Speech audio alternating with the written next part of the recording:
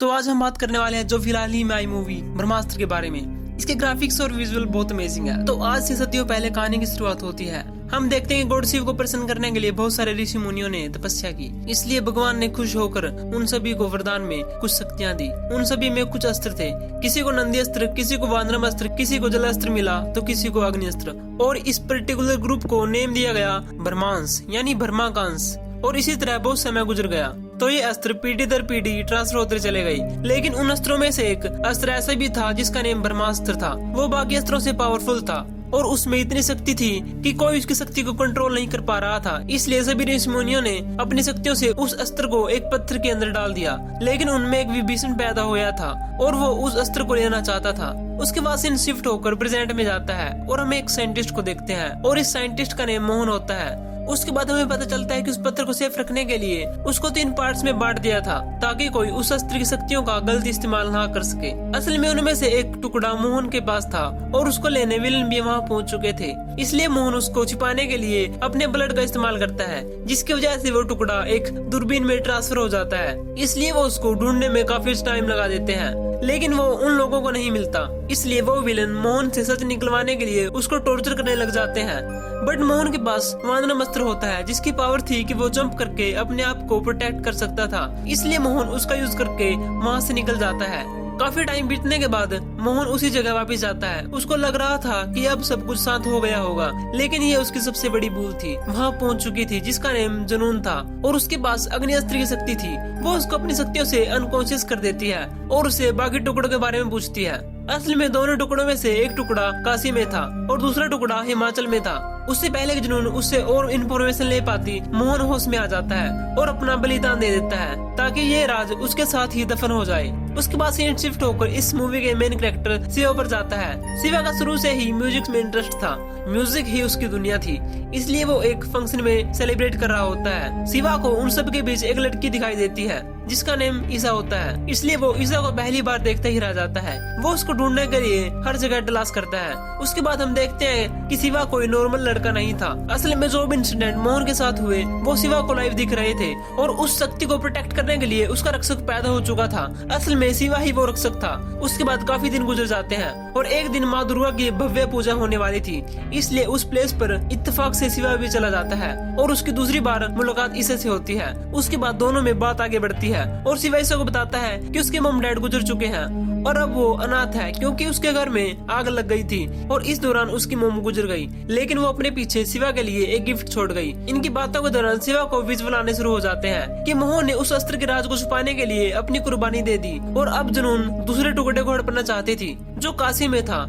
इसलिए शिवा उस टुकड़े को बचाने की ठान लेता है। इस जज्बे को देखकर ईसा कहती है कि वो भी इस जर्नी में इन्वॉल्व होना चाहती है और वो दोनों एक नौका में काशी के लिए निकल जाते हैं। असल में वो दूसरा टुकड़ा काशी में अनीस शेट्टी के पास था और वो दोनों उसको जुनून से बचाने के लिए काशी पहुंच चुके थे। लेकिन इस दौरान जुनून के आदमी भी अनीस को खत्म करने के लिए वहाँ पहुँच चुके थे। लेकिन टाइम रहते शिवा अनीस को बता देता है कि कुछ विलेन इस टुकड़े को चुराने के लिए आपके पीछे पड़े हुए हैं। उसके बाद हमें पता चलता है कि मोहन से उन्होंने वो पहला टुकड़ा छीन लिया था। इसलिए अनीस के पास नंदी शस्त्र था। इसलिए वो अपनी शक्ति से एक पंच बनाकर जमीन में हिट करता है और वो सब वहाँ से ट्रांसपोर्ट हो जाते हैं। जुनून दूसरे टुकड़े के साथ साथ तीसरे टुकड़े को भी लेना चाहती थी। इसलिए शिवा हिमाचल की तरफ निकल जाता है। तीसरे टुकड़े को बचाने के लिए वो अपनी आगे की जर्नी एक कार से पूरी करते हैं। एक्चुअली वो विलन भी एक ट्रक से उनका पीछा कर रहे थे। इसलिए अनीस वो दूसरा टुकड़ा शिवा को दे देता है उसको सेफ रखने के लिए और अनीस खुद वहाँ उनको रोकने के लिए रुक जाता है। जिसके बाद अनीस नंदी शस्त्र को यूज करके उनका ट्रक को जोर से हिट करता है जिससे उनका ट्रक एक खाई में जा गिरता है। लेकिन जुनून ने अपनी पावर से ट्रक के चारों तरफ मैजिकल शील्ड बना ली थी जिससे उनके ट्रक को खास प्रभाव नहीं पड़ता।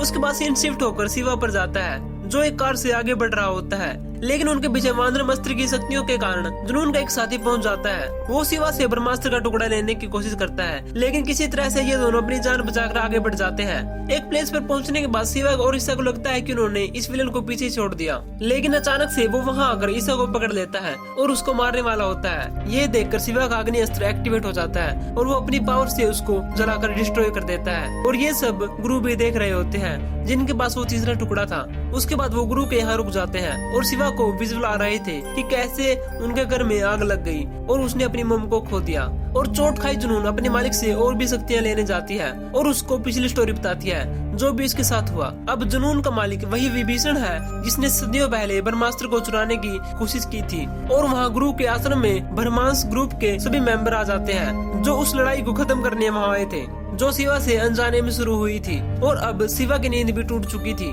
गुरु शिवा को बताता है कि जो लड़ाई तुमने शुरू की है उसके परिणाम पूरी दुनिया के लिए भयंकर हो सकते हैं, क्योंकि हम सब ऋषि मुनियों में एक ऋषि था जिसका नाम देव था जो ब्रह्मास्त्र को किसी भी कीमत पर लेना चाहता था। लेकिन शिवा अपनी शक्तियों से अनजान था, इसलिए वो ये लड़ाई नहीं लड़ना चाहता था। जिस पर गुरु उसको बताते हैं कि तुम भी हमारी टीम का एक अहम हिस्सा हो। गुरु उससे कहता है कि अगर तुम अपने पेरेंट्स की मौत का राज जानना चाहते हो तो तुमको मेरे साथ कोऑपरेट करना होगा। इसलिए शिवा 5 लोगों के साथ मिलकर अपनी पावर को एक्टिवेट करने की कोशिश करता है। उनके पास अलग अलग अस्त्र थे। उसके बाद नाइट में दोबारा शिवा को विजुअल आते हैं कि जुनून ने अपनी पावर इंक्रीज कर ली और अब वो उनकी तरफ बढ़ रही है। तभी शिवा के सवालों को बंटर को शांत करने के लिए उसके पास गुरु आते हैं और कहते हैं कि असल में देव अपने काम को अंजाम देने ही वाला था, लेकिन उसकी वाइफ जिसके पास जल अस्त्र था इसलिए वो अमृता ही थी, यानी तुम्हारी मोम। उसने उसके 3 टुकड़े किए ताकि वो उसके पति के हाथ ना लगे और उनको बचाने के लिए एक प्लेस पर उसने देव से लड़ाई की और देव को खत्म कर दिया। और ये सच्चाई शिवा को अंदर से हिलाकर रख देती है। इसलिए शिवा अपनी ट्रेनिंग को सीरियस लेने लग जाता है। लेकिन वो तीसरा टुकड़ा गुरु के पास भी नहीं था। शायद वो देव से लड़ाई के दौरान उसी के साथ दफन हो गया और जुनून ने अपने अग्निअस्त्र की पावर से उस गांव के लोगों को गुरु को ढूंढने के पीछे लगा दिया था। जब शिवा उन लोगों में से एक आदमी का अस्त्र पहनता है तो उसको पता लगता है कि देव ही उसके असली पिता थे। देव के पास अग्निअस्त्र था जिसकी वजह से शिवा को आग जला नहीं सकती थी। अब इस इंसिडेंट की वजह से जुनून को उनके लोकेशन का पता लग गया था, इसलिए वो मौका देकर रात में उन पर हमला कर देती है और उन सब में एक बहुत भयंकर लड़ाई होती है जिस लड़ाई में ईसा भी पहुंच चुकी थी। इसलिए शिवा उसको प्रोटेक्ट करने के लिए उसके चारों तरफ मैजिकल शील्ड बना देता है। उसके बाद कहानी में एक नया ट्विस्ट आता है और हमें एक न्यू कैरेक्टर के बारे में इंट्रोड्यूस करवाया जाता है जिसका नेम मोनी होता है। उसके पास आग और पानी दोनों की शक्तियाँ थी और उसने शिवा के मैजिकल शील्ड को भी डिस्ट्रॉय कर दिया था। और हमें पता चलता है कि जो शंख शिवा के लिए उसकी मोम ने आखिरी निशानी के तौर पर छोड़ा था असल में वो ही तीसरा टुकड़ा था। उसके बाद अचानक से वो तीसरा टुकड़ा एक्टिवेट हो जाता है और शिवा और बाकी 4 दोस्त मिलकर जुनून से फाइट करते हैं। लेकिन उसके हाथ अब ब्रह्मास्त्र के 3 टुकड़े लग चुके थे, जिसके बाद ब्रह्मास्त्र अपने असली रूप में आ जाता है और पूरी दुनिया तबाह होनी शुरू हो जाती है। धरती फटने लग जाती है और आसमान का रंग पीला पड़ जाता है। तभी एक नई पावर अस्तित्व में आती है जो लव की पावर थी, जो लव शिवा का ईसा के लिए था और वह पावर सभी से बड़ी थी। और शिवा ब्रह्मास्त्र की शक्ति के बीच चला जाता है और उसको अपने काबू में कर लेता है और फाइनली ब्रह्मास्त्र को ग्रहण कर लेता है और उसके अंदर से ब्रह्मास्त्र की पावर जनरेट होने लगी थी।